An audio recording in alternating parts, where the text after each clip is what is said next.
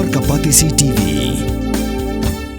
Together we achieve, together we can fly, reaching for the sky. ICFA University, Meghalaya.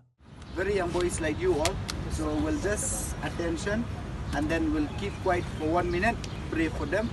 Hakajingilia ka jong ka third division quarter final league. Lapalang Sport Club, Lapalim ya kalumoba, da saw la arkul. Ukut jong Lapalang, uba kit dakar. Ula ainam, ya kani ka Jingjop. Syakisan Ngut kibalaklat dangsyan hakapung hakasnong Lapalang. Lapalang ru da jing snap jar kaba shiminit kum kadak jing sngulam syakisan Ngut kibalaklat no.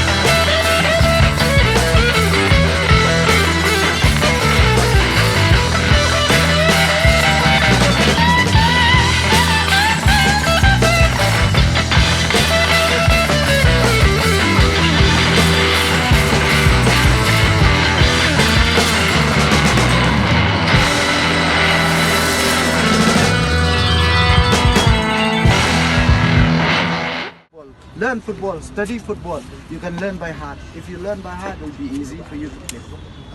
Okay. See guys, since something had happened, no? Something had happened, no, in our locality club. Okay, right? See, very sad for them. See, so a bit spread. Circle.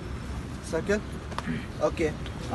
We'll dedicate this for them, something for them, because they are very young guys, no? Like, very young boys like you all. So we'll just attention and then we'll keep quiet for 1 minute, pray for them, for their soul. Okay? Let's pray.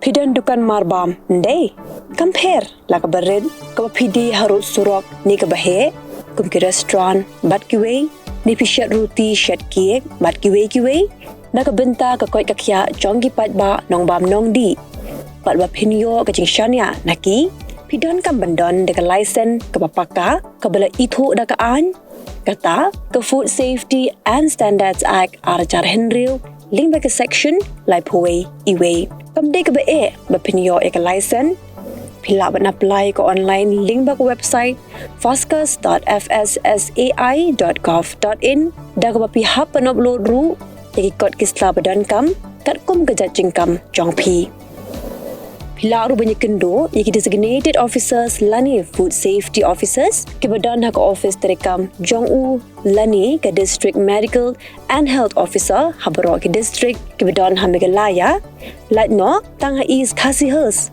Pila ban letbet siya ka office terekam jongki ka commissionerate of food safety ke badan halowa lachumya nakabenta ka kot kakya kinong bam nong di lawan ra siya pi daga commissionerate of food safety government of Meghalaya bat balakershan daga food safety and standards authority of India Mornings are always busy.